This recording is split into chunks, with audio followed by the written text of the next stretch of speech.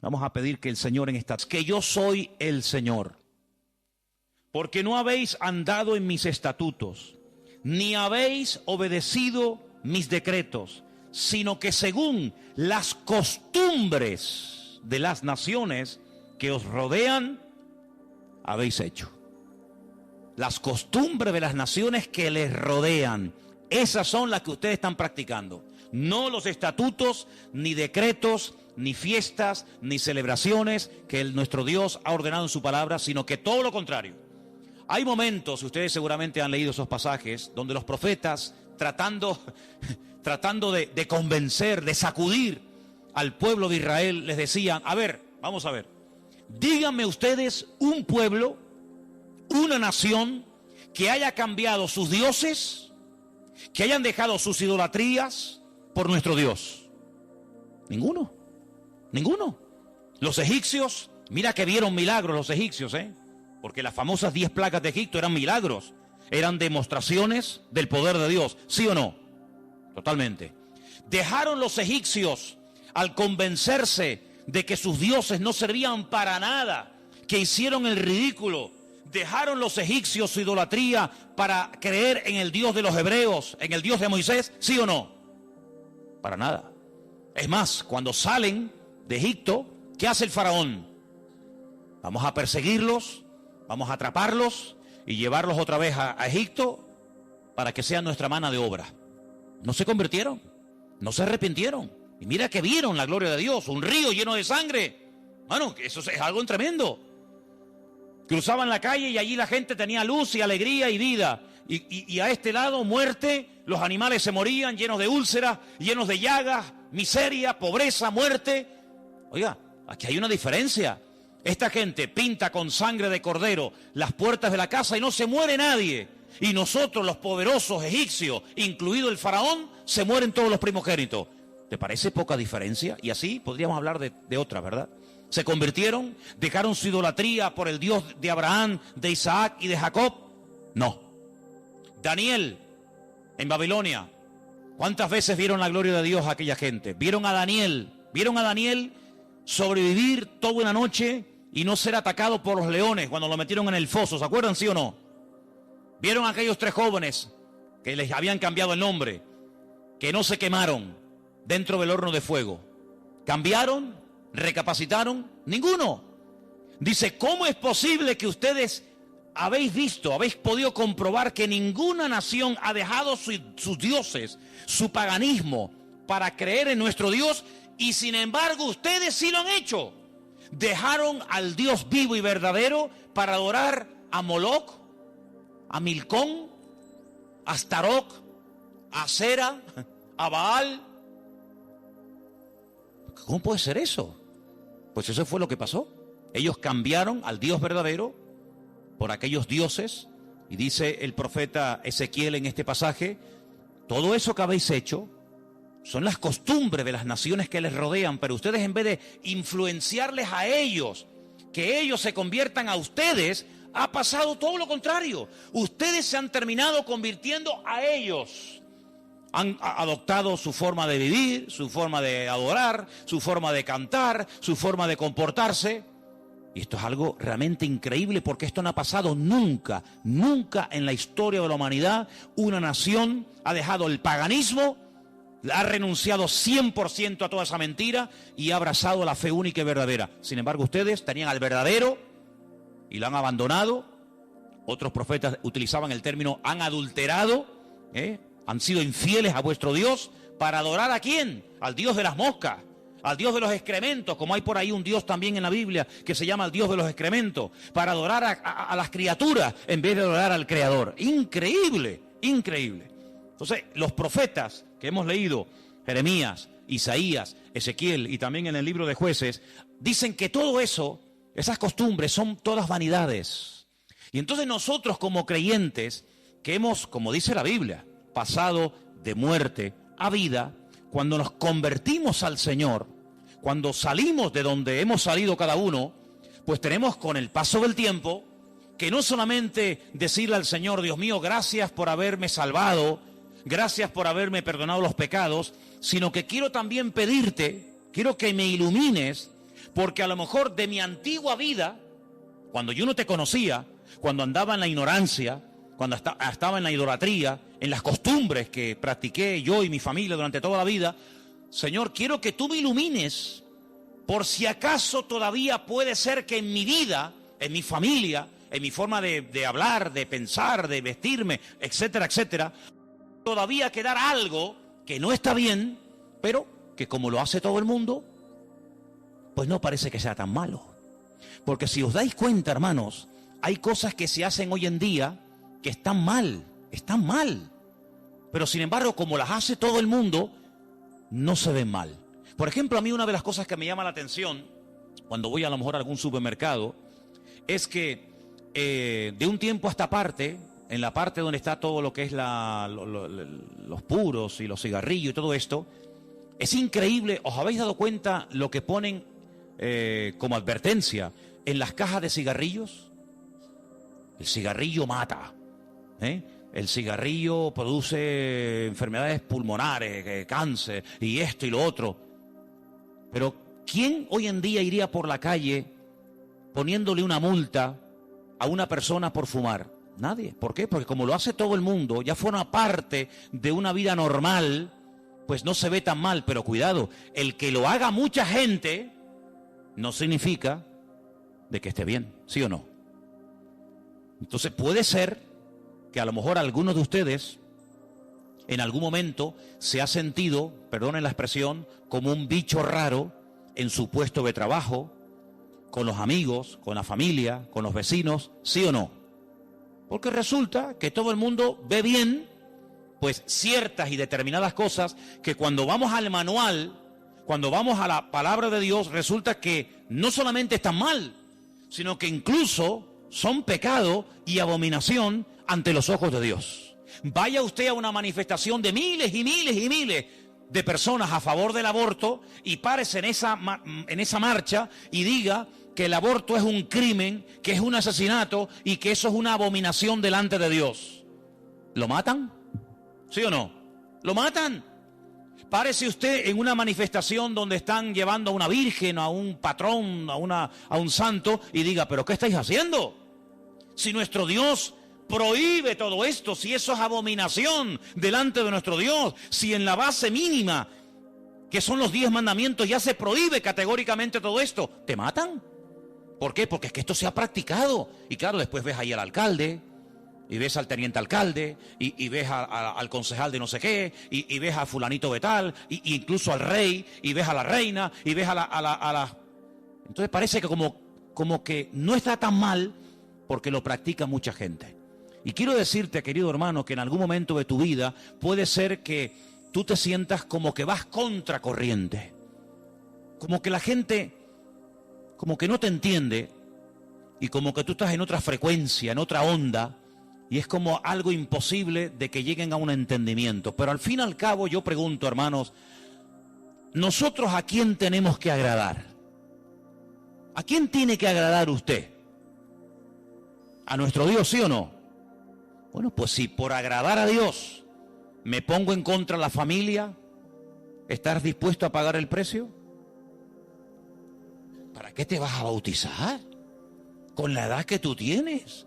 Si a ti ya te bautizaron tus padres cuando eras pequeñita, no lo pueden entender. Pero saben, hermanos, nosotros, repito, primero a quien tenemos que rendir cuentas a nuestro Dios. Y en segundo lugar, tarde o temprano, como dije el domingo pasado, la fe. Y cuando hablo de la fe, yo no me refiero solamente a la creencia, sino me refiero, cuando hablo de la fe, también aglutino nuestro estilo de vida. Porque nuestra fe es un estilo de vida. Somos diferentes, ¿sí o no? Somos diferentes. Somos diferentes a la hora de hablar, a la hora de pensar, a la hora de reaccionar ante una situación. Somos diferentes, lo queramos reconocer o no, somos gente diferente. Eso incluye también el concepto fe.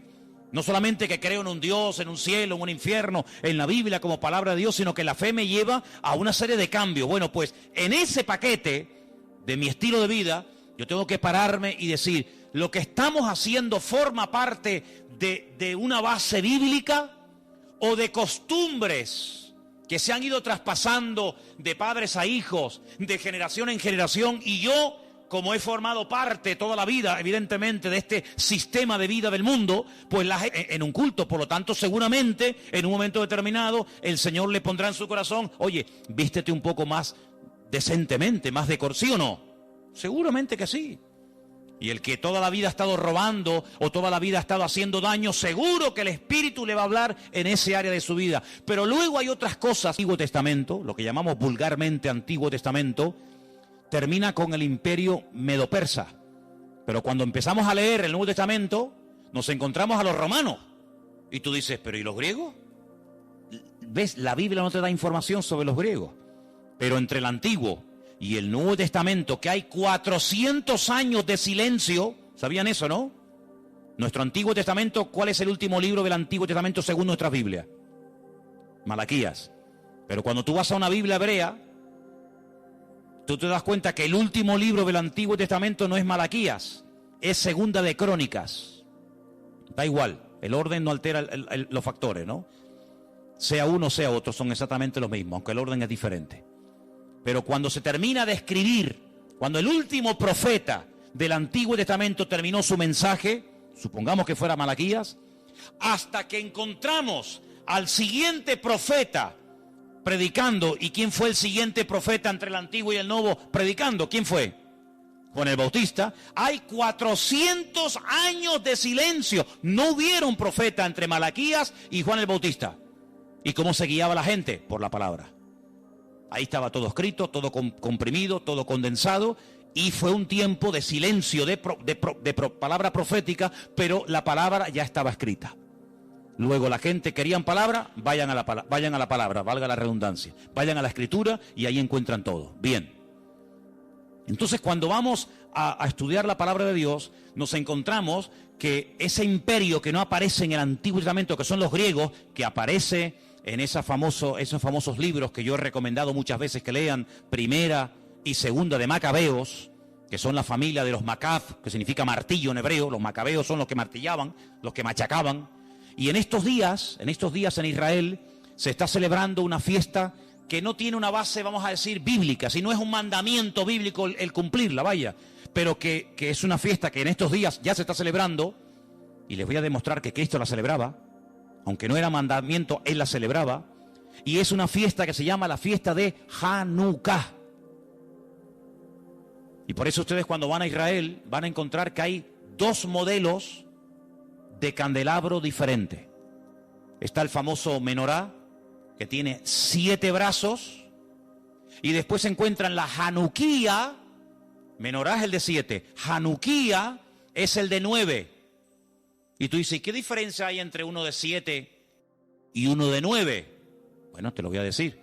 El candelabro de 7, la menorá, era el que se utilizaba primeramente en el tabernáculo y después en el templo, pues para iluminar.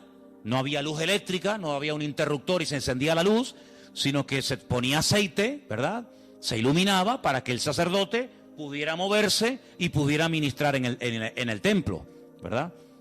Ya dimos en su día una explicación de que el primer versículo, quédense con este dato, el primer versículo de los primeros 5 libros de la Biblia, Génesis 1.1, Éxodo 1.1, Números 1.1, Levítico 1.1 y Deuteronomio 1.1, nos explican todo lo que tiene el menorá. ¿Cuántas palabras tiene en hebreo el primer versículo de Génesis? 7 brazos. Otra característica de la menorá la encontramos en Éxodo 1.1 y así sucesivamente. Pero no voy a entrar en detalles acerca de eso. Pero en la época de los seleucidas, en la época de los griegos, déjeme que les cuente algo de historia, que es bueno saberlo. Cuando Alejandro Magno muere, dicen que era homosexual, no dejó descendencia. Es el único imperio que pervive después de la muerte del emperador, pero no en sus hijos, sino en sus generales. Por eso Daniel, cuando está en Babilonia, dice que él vio a un leopardo con 4 cabezas. Y las 4 cabezas son los 4 generales que cuando Alejandro Magno muere, se reparten en 4 pedazos el mundo que había conquistado Alejandro Magno, ¿verdad? uno de los trozos que se reparte tenía que ver con Israel. Y allí estaba el famoso Antíoco Epifanes, que era terrible, terrible. Ese fue el que se atrevió a meter a un cerdo dentro del lugar santísimo y sacrificarlo, y de esa manera, humillar y avergonzar a Dios, y en fin, tantas cosas, ¿no? Esa es la famosa abominación desoladora, la profanación del lugar santísimo. En esa época de los griegos había una familia compuesta por una serie de hermanos que se propusieron restaurar la vida política y espiritual de Israel. Los griegos dominaban, el templo lo habían convertido en un gimnasio, habían impedido los sacrificios y aquello era un desastre. Esta familia se levanta, primero un hijo, después el otro hermano, todos murieron como mártires, es una historia tremenda. Y estos macabeos, que no se llamaban macabeos, sino una especie de apodo, los que martillaban, los que golpeaban, pelearon militarmente, cuerpo a cuerpo con los griegos, y los derrotaron, los vencieron, los echaron de Israel y restauraron el culto en el templo. Pero resulta que el aceite que se utilizaba para las lámparas del candelabro, en este caso de la menorá, no llegaba, porque lleva un proceso y se tarda un tiempo en elaborar ese aceite específico para la menorá. Había muy poco aceite. ¿Qué ocurrió? Oraron al Señor y el Señor hizo que la poca aceite que quedaba durara milagrosamente más tiempo de lo que habitualmente duraba. A partir de ese momento, para recordar el milagro de que el Señor permitió que el aceite durara más tiempo de lo habitual, se comenzó a celebrar la fiesta de la Hanukkah, la fiesta de las luces, la reinauguración del templo. Entonces, en esta época del año, para recordar ese milagro, se enciende con la vela del centro, cada día una vela diferente, hasta llegar a 9 velas, porque ese fue el tiempo que duró el aceite. Y eso es lo que significa la fiesta de Hanukkah. Ahora ustedes pueden ver, dice, y Jesús subió al templo a la fiesta de la dedicación del templo. Es decir, que hasta el 350 y pico después de Cristo, ningún cristiano, ninguna iglesia practicaba o celebraba lo que vulgarmente llamamos la Navidad. Durante más de 300 y pico de años, esto no existía. Y entonces a alguien, con el paso del tiempo, se le ocurrió ponerle un montón de luces para que represente aquel fuego, que evidentemente no se puede hacer hoy en día por sentido común, pero entre las bolitas y el fuego que se pone, las luces que se pone, pues es lo más parecido a aquellas bolitas que se ponían colgadas en los árboles, y al mismo tiempo las luces representan el fuego, que por cuestiones obvias no se pueden poner hoy en día. Así que Jesús no nació el 25 de diciembre, pero escuchen esto porque es muy interesante.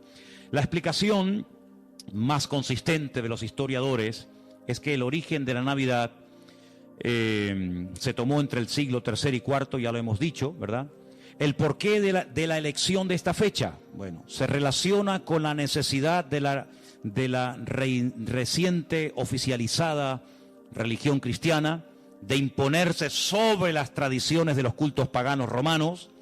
En aquel tiempo el mundo estaba dominado por el Imperio Romano, se adoraba a Saturno como el Imperio Romano a través del emperador Constantino, en el que sistemáticamente se buscó absorber y fusionar toda celebración de ritos paganos con las nuevas creencias o fe de los cristianos. Por lo tanto, bíblicamente, si alguien te para en la calle y te dice que la fiesta de la Navidad, que se suele celebrar el 25 de diciembre, tiene un trasfondo pagano, no se te ocurra llevarle la contraria ni decirle que no es así, porque vas a ser el más rotundo ridículo. Efectivamente, el día 25 de diciembre era una fiesta, la fiesta más pagana en todas las culturas del Imperio Romano, donde se hacían auténticas barbaridades, sacrificios humanos, sacrificios de animales, ofrendas brutales de sangre, etcétera, etcétera, como supuestamente, repito,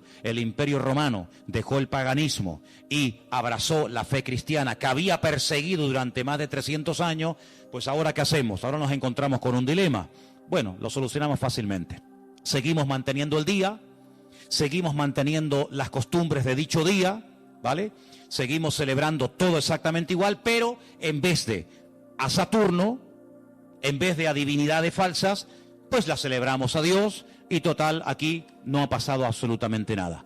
A base de repetir y de repetir y de practicar, un siglo, otro siglo, una generación, otra generación, nos hemos puesto hoy en día en el año 2015, aparentemente después de la era cristiana, y resulta que hemos abrazado unas costumbres y unas prácticas que nosotros no lo hacemos con ninguna mala intención, ¿no?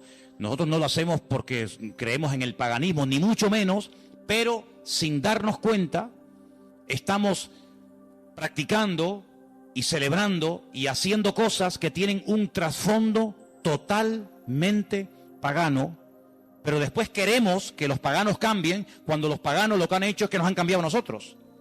Y se han metido en nuestras casas, y se han metido en nuestras costumbres, y se han metido en nuestro vocabulario, y hemos visto, no de ahora, de hace ya muchos años, que en estos días, que teóricamente, vamos a decir, ha nacido el Señor, que no es así, ya lo hemos demostrado, pero que teóricamente teníamos que celebrar su nacimiento, resulta que se ha convertido en una fiesta, ¿de qué? De despilfarro, de derroche, de negocio, donde después se habla de la famosa cuesta de enero, porque la gente empezó a regalar y a comprar y a regalar y a comprar, a regalar y a comprar cosas que después en enero se arrepienten o no usan o quieren cambiar, y después resulta que ya el año, en vez de empezarlo libre de deudas, ya lo empiezan con más deudas, aparte de las que ya tenían del año anterior. ¿Por qué? Porque la fiesta así lo requiere.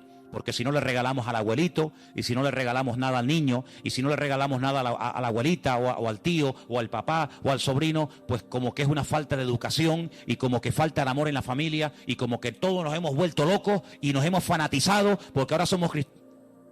No, mi hermano, aquí no nos hemos vuelto locos, sino que ¿sabe lo que pasa? Que el conocimiento confronta, y el conocimiento compromete. Por eso hay gente que dice, yo prefiero no saber nada, y seguir en la ignorancia. Pero ¿sabes qué? Cuando estamos en Cristo, estamos obligados, estamos comprometidos con la verdad. Y la verdad nos hará libres en la medida, no es como un botón, la verdad os hará libres. Eso no cuesta nada decirlo. La verdad nos hará libres siempre y cuando interioricemos y practiquemos la verdad. Porque yo puedo conocer la verdad, pero la verdad, si no la vivo, si no me la aplico, si no la practico y si no la interiorizo, la verdad simplemente no hace absolutamente nada. No es como un amuleto. ¿Cuánta gente ha comprado antaño la Biblia? ¿Cuántos hogares tenían un pedazo de Biblia enorme y la tenían ahí en la estantería? ¿Por qué? Porque, hombre, es la palabra de Dios. Pero es que la palabra de Dios no es un amuleto. No es como el que pone una herradura. No es como el que pone una ristra de ajos. No es como el que recurre a un amuleto, que los hay en todas las religiones. Los judíos también tienen un montón de amuletos, ¿eh? No se pueden ustedes imaginar. La famosa segulá y tantos amuletos creados y diseñados y vendidos y bendecidos por los rabinos para protección del mal de ojo, para protección de no sé qué, para protección de los malos espíritus. En todas las religiones siempre ha habido amuletos, pero la verdad, la Biblia no es un amuleto, es un estilo de vida que nos lleva a comprometernos y nos lleva a decir, Señor, propósito. Vino con un objetivo, no vino para entretenernos, no vino para que ahora en diciembre tiremos la casa por la ventana, luego en abril, marzo, abril, volvamos a recordar toda la tragedia de la sangre, de la muerte, de Pilato, de la crucifixión, de la tumba, de los latigazos, etcétera, etcétera, y el resto del año. No, hermano, no vamos a dejarle al mundo que nos diga cuándo y dónde.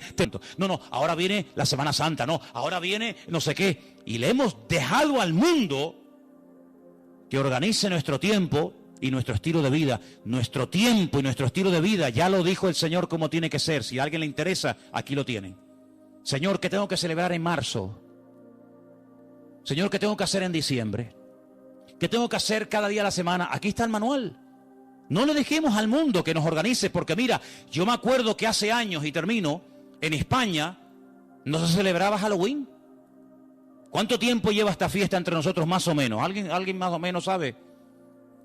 8 años. Bueno, 8 años. Y nosotros ya tenemos una edad. Luego, durante muchos años de nuestra vida, esta fiesta en España no se celebraba. Íbamos a un centro comercial en esta época de noviembre, creo que se celebra esta fiesta terrible, y no había ninguna calabaza, no había ninguna cosa de terror. ¿Por qué? Porque esta fiesta no se había introducido. Pero mira cómo la metieron. Mira cómo la metieron, amigos. Y el otro día, el Black Friday. Ya nos metieron otra. Y en enero, ahora y el mundo tiene, hermano, lo tiene tan claro, el diablo tiene tan claro los objetivos que dice, mira, a la gente le gusta varias cosas. Comer bien, vestir bien, vivir bien y divertirse. Perfecto. Como no quieren ser guiados por el camino de la palabra, como no quieren ser guiados por el camino de Cristo, sino quieren seguir por el camino del relajo, por el camino de despilfarro, pues yo le voy a dar.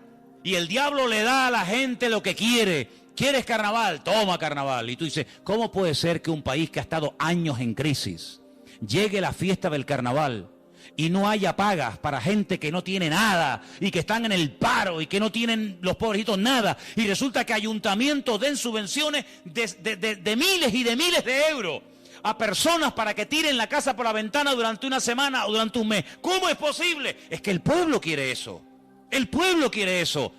En el pueblo de Tordesillas, en la provincia de Valladolid, la tradición del toro de la Vega. ¿Quién no ha oído esa barbaridad? Cogen un toro bravo, lo sueltan al campo y miles y miles y miles y miles de personas lo rodean, lo pinchan, lo clavan, lo torturan. Cuando ya el animal está reventado que no puede más, llega uno, los bendigas. Y para que juntos podamos extender el reino de Dios, las verdades del Evangelio, las verdades que salvan, que transforman las vidas, que son las verdades de tu palabra. Libéranos de cualquier temor, rompe en nosotros toda atadura a la tradición, a la costumbre, rompe todas esas costumbres paganas que a veces hemos cultivado y hemos practicado durante años sin darnos cuenta lo que hemos estado haciendo, Señor. Que en nuestros hogares, en nuestras vidas, en nuestras congregaciones, Señor, haya libertad, haya verdad. Y gracias te damos porque tu verdad, tu palabra libera y queremos ser